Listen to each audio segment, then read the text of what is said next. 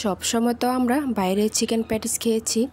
কখনো কি ভেবে দেখেছেন বাসায়ও ঠিক পারফেক্টভাবে দোকানের মতো চিকেন প্যাটিস তৈরি করতে পারবেন? তো চলুন আজ আমি আপনাদেরকে পারফেক্ট রেসিপি শিখিয়ে দেব কিভাবে চিকেন প্যাটিস তৈরি করবেন। সবার আগে চিকেনটাকে রেডি করে নেব। তার জন্য চুলায় একটা কড়াই নিয়েছি। এখানে 2 টেবিল চামচের মতো রেগুলার রান্নার তেল দিয়েছি। তেলটা কিছুটা গরম হয়ে আসার পরে আমি কিছু পেঁয়াজ আগে থেকেই কুচি করে রেখেছিলাম, সেই পেঁয়াজগুলো দিয়েছি। যত বেশি পেঁয়াজ কুচি দেবেন ততই কিন্তু এটা টেস্ট বেড়ে যাবে। পেঁয়াজটাকে কিছুটা নেড়ে ছেড়ে দিলাম তেলের উপরে। চুলার আঁচটা কিন্তু মিডিয়াম থেকে লোতে রাখতে হবে যাতে কোনো কিছু পুড়ে না যায়। আর এখন দিয়ে দিলাম আদা এবং রসুন পেস্ট 1 চামচ, আর এখানে হাফ চামচ থেকে একটু বেশি জিরা এবং ধনিয়া গুঁড়া। তারপরে দিয়ে দিলাম পরিমাণ মতো লবণ। এখানে কিন্তু খুব সামান্য কিছু মশলা ইউজ করব, খুব একটি বেশি মশলা ইউজ করব না। তারপরে শুধু কালারের জন্য সামান্য কিছু হলুদ ইউজ করলাম। এখন এটাকে খুব ভালো করে নেড়ে ছেড়ে তেলের উপরে যাতে কাঁচা গন্ধটা উঠে যায় মশলার, নেড়ে ছেড়ে দিচ্ছি।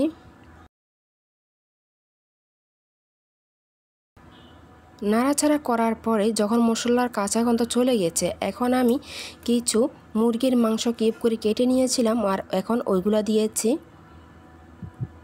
এটা দিয়ে আবারও কিছুক্ষণ আমি নাড়াচাড়া করে নিলাম। তারপরে দিয়ে দিলাম গাজর কুচি। এখানে বড় একটা সাইজের গাজরকে অর্ধেকটা আমি দিয়েছি এখানে কুচি করে। সবগুলো একসাথে খুব ভালো করে নেড়ে চেড়ে নিয়েছি। অলরেডি কিন্তু আমার সবগুলো মশলা দেওয়া শেষ। এইভাবে কিছুক্ষণ নাড়াচাড়া করে চিকেনের গায়ের রঙটা যখন চেঞ্জ হয়ে আসবে তখন এখানে আমি হাফ কাপের মতো দুধ দিয়ে দিলাম, লিকুইড দুধ। এখন এটাকে খুব ভালো করে নেড়েচেড়ে একটা ঢাকনা দিয়ে ঢেকে রাখবো। চাইলে কিন্তু পানি দিয়ে করা যায়, কিন্তু দুধ দিয়ে রান্না করলে এটার টেস্টটা কিন্তু একদম দোকানের মতোই আসবে। এই যে এখানে দুধটা যখন শুকিয়ে এসেছে, একদম গায়ে গায়ে লেগে গেছে, তখনই কিন্তু এটাকে আমি ঢাকনা সরিয়ে আবারও নাড়াচাড়া করা শুরু করলাম।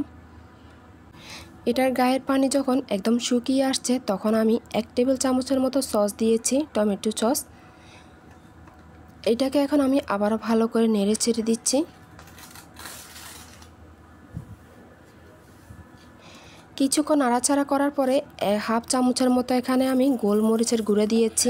আমার কিন্তু সব কিছুই দেওয়া শেষ। এখন জাস্ট এটাকে কিছুক্ষণ নাড়াচাড়া করে নেব যাতে এটা সম্পূর্ণ পানিটা শুকিয়ে আসে। আমার চিকেনটা কিন্তু পুরোপুরি রান্না শেষ। এখন আমি এটাকে চুলাটা অফ করে চলে যাব। এইদিকে আমি আটা দিয়ে আজকে যেহেতু এই প্যাটিসটা তৈরি করব, এখানে আমি 1.5 কাপ পরিমাণ প্যাটিস নিয়েছি।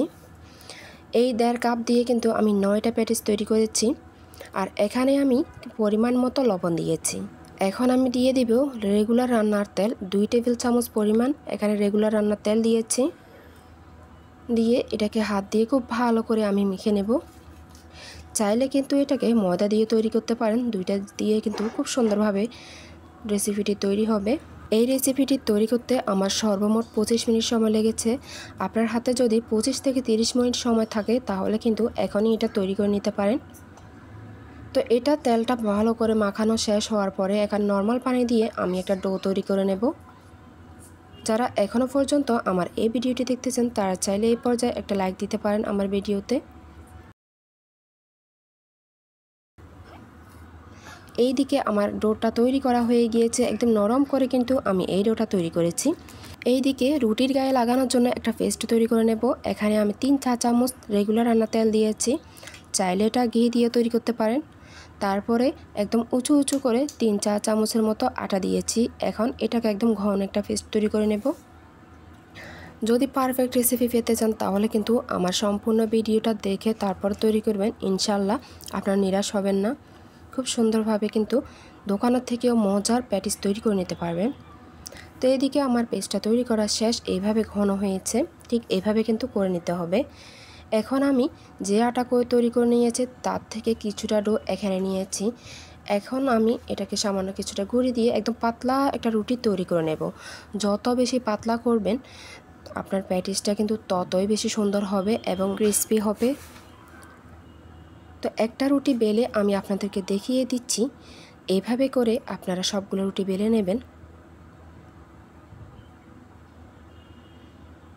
এই যে যেইভাবে পাতলা করতে যে যতটুকু পারবেন ততটুকু পাতলা করে নেবেন।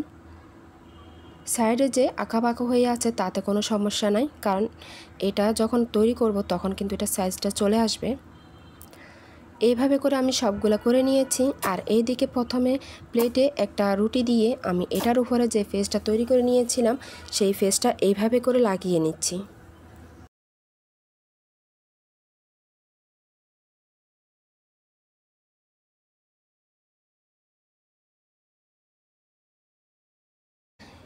লাগিয়ে নেওয়ার পরে একটা রুটি এটার উপরে দিয়ে দিবেন। এক এক করে এইভাবে আমি 5টা রুটি দেব।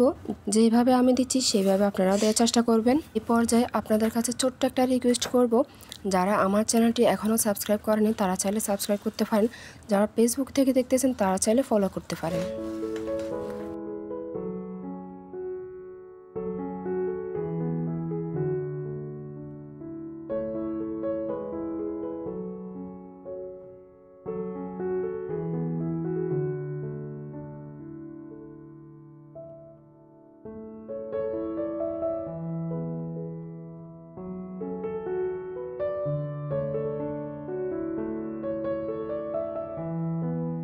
এক এক করে আমি 5টা রুটি দিয়ে দিলাম। আর এখন এটাকে একটা ছুরির সাহায্যে ঠিক এইভাবে শেপ করে কেটে নেবেন, যেভাবে আমি কেটে নিচ্ছি।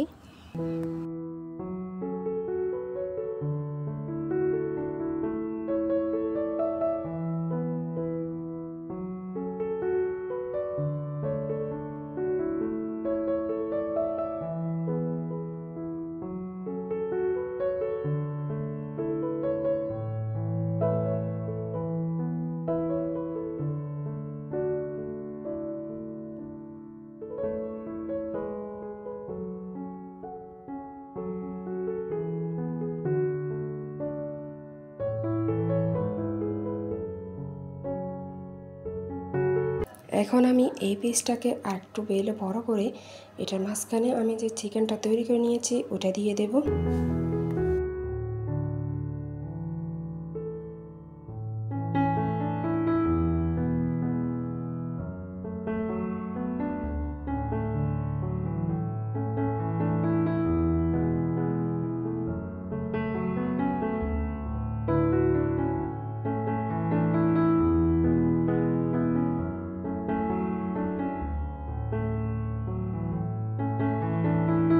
তারপরে এটার চতুর্দিকে পানি দিয়ে দেব, যাতে এটা খুব শক্তভাবে আঠালোভাবে ধরে যায়, খুলে না যায় যখন তেলে দেব।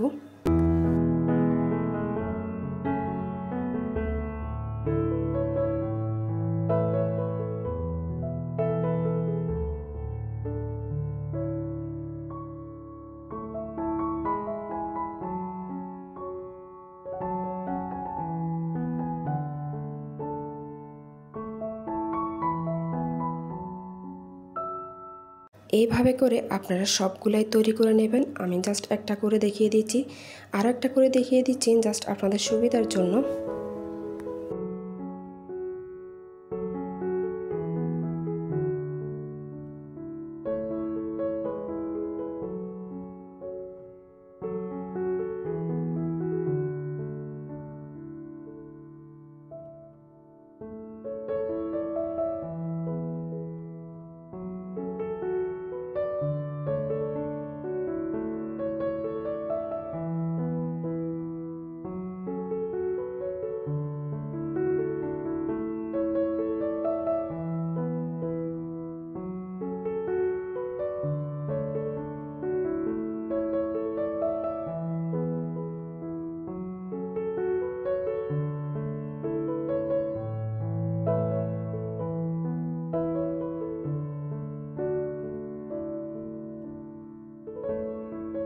এইদিকে সবগুলা তৈরি করা হয়ে গেলে আমি এগুলাকে তেলে দিয়ে দিচ্ছি।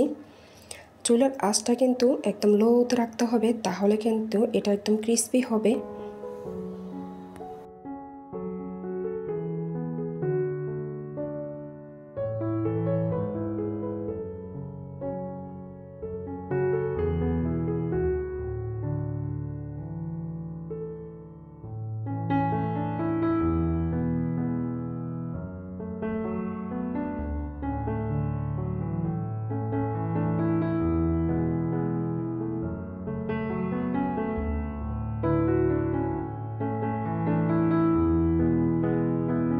এই যে মাশাআল্লাহ, আমি কিন্তু সবগুলোই তৈরি করে নিয়েছি। দেখতে কতটা সুন্দর হয়েছে আপনারা কিন্তু দেখে নিশ্চয়ই বুঝতে পেরেছেন।